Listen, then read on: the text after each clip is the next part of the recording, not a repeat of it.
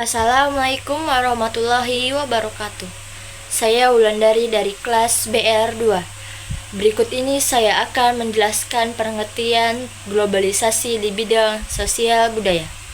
Globalisasi merupakan proses yang menyebabkan hubungan dan interaksi antar negara maupun menjadi semakin luas dan mudah. Perkembangan teknologi, komunikasi, transportasi, dan internet membuat informasi dari berbagai belahan dunia dapat diterima dengan cepat.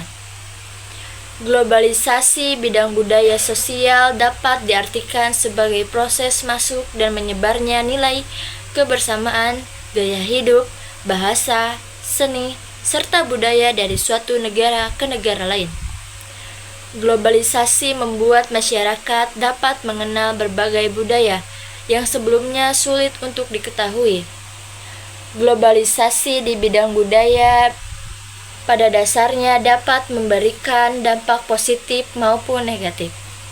Oleh karena itu, kita perlu menyikapinya dengan bijak, agar budaya asing yang masuk tidak menghilangkan identitas dan nilai budaya bangsa Indonesia.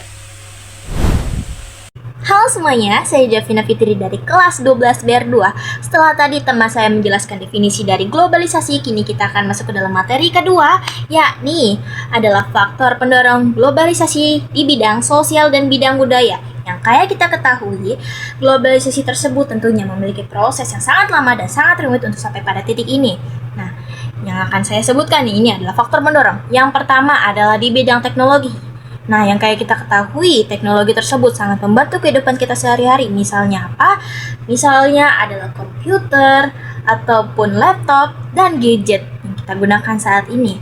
Nah, untuk alat-alat tersebut sangat membantu kita untuk misalnya mencari materi ataupun jawaban yang kita cari-cari selama ini, bahkan ingin bertukar chat dengan orang lain ataupun sedang ingin mengobrol dengan orang lain sangat mudah hanya dengan hitungan detik.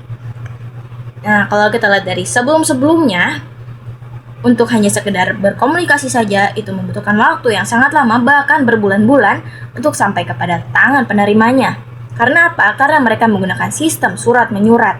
Media sosial memungkinkan kita untuk mengetahui lifestyle seseorang, budaya seseorang, tren-tren di luar sana, musik maupun tarian, bahkan di luar negeri sekalipun. Nah, dengan adanya itu, orang-orang di luar sana membuatkan aplikasi yang memungkinkan mereka untuk menyebarkan tren-tren mereka sendiri, sehinggalah terjadinya yang kita sebut sekarang sebagai FOMO, yakni itu adalah seseorang yang hanya mengikuti alur bagaimana apa yang sedang populer pada saat ini. Sekian dari saya. Selanjutnya akan dilanjutkan oleh teman saya. Terima kasih. Perkenalkan, nama saya Muhammad Bayhaqi dari kelas 12 BR2. Di sini saya ingin menjelaskan bentuk-bentuk globalisasi sosial budaya. Salah satu contohnya adalah perubahan musik dari berbagai negara dapat dengan mudah didengarkan melalui internet. Contoh lainnya adalah dalam bidang makanan. Saat ini kita dapat menemukan berbagai makanan dari luar negeri di Indonesia. Tapi tidak hanya itu, makanan Indonesia seperti rendang, nasi goreng, dan sate juga semakin dikenal oleh masyarakat dunia. Lalu di bidang fashion, model pakaian dari berbagai negara dapat menjadi tren di Indonesia melalui media sosial. Selain itu, penggunaan bahasa asing, terutama bahasa Inggris, juga semakin ditemukan dalam kehidupan sehari-hari, baik di sekolah, pekerjaan, maupun di media sosial. Dalam bidang sosial, masyarakat juga semakin mudah berinteraksi dengan orang dari negara lain. Hal ini membuat kita dapat bertukar pengalaman, pengetahuan, dan cara pandang mengenal kehidupan. Wassalamualaikum warahmatullahi wabarakatuh. Nama saya Ramadan, saya dari kelas 12 BR2. Saya ingin menjelaskan tentang dampak positif globalisasi sosial budaya. Globalisasi di bidang sosial budaya memiliki berbagai dampak positif. Pertama, globalisasi dapat menambahkan wawasan masyarakat. Dengan mengenal budaya dari negara lain, kita dapat mengetahui berbagai kebiasaan, tradisi, dan cara hidup yang berbeda. Hal ini dapat membuat kita lebih terbuka menghargai perbedaan. Kedua, globalisasi dapat meningkatkan perkembangan ilmu, pengetahuan, dan teknologi. Masyarakat terdapat memperoleh informasi dan mempelajari berbagai pengetahuan dari seluruh dunia dengan lebih mudah.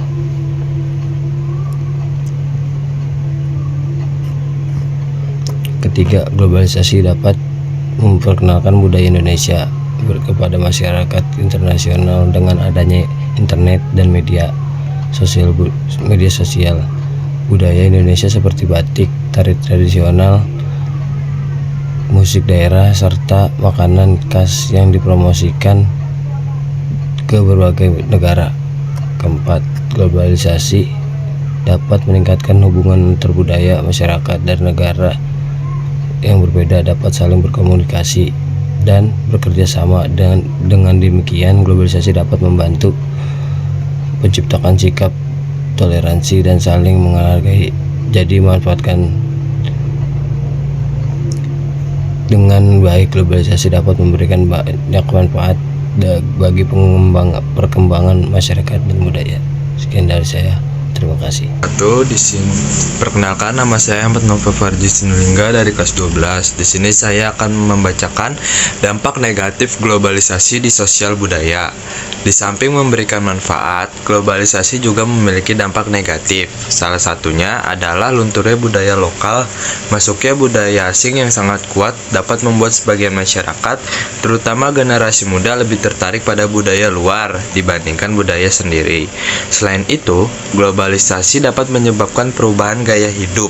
Masyarakat dapat menjadi lebih konsumtif karena mudah melihat berbagai produk dan tren dari luar negeri melalui media sosial.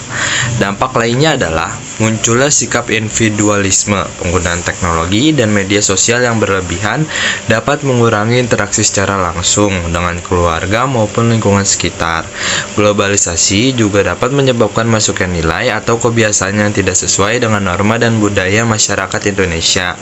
Jika tidak disaring dengan baik, hal ini tersebut dapat memengaruhi perilaku dan pola pikir masyarakat.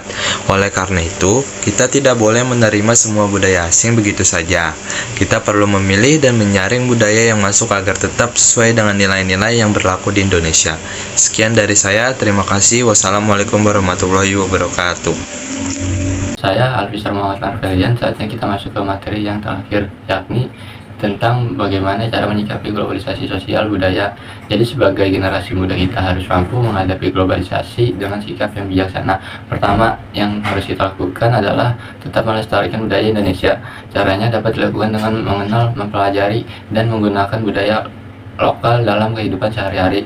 Contohnya adalah menggunakan batik, mempelajari bahasa daerah, mengenal kesenian tradisional, serta menghadapi makanan dan tradisi daerah. Kedua, harus bersikap selektif terhadap budaya asing. Tidak semua budaya dari luar negeri harus ditolak, tetapi tidak semuanya juga harus diikuti. Kita dapat mengambil hal-hal positif dari budaya asing selama tidak bertentangan dengan nilai dan norma yang berlaku.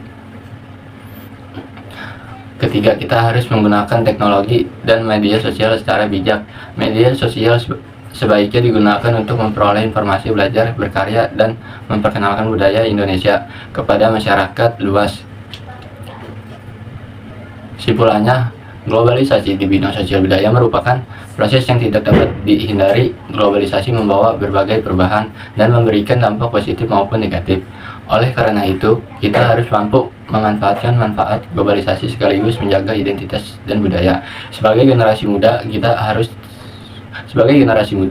tidak harus menutup diri dari budaya asing, tetapi kita harus mampu menjadi generasi yang terbuka terhadap perkembangan dunia tanpa melupakan budaya Indonesia.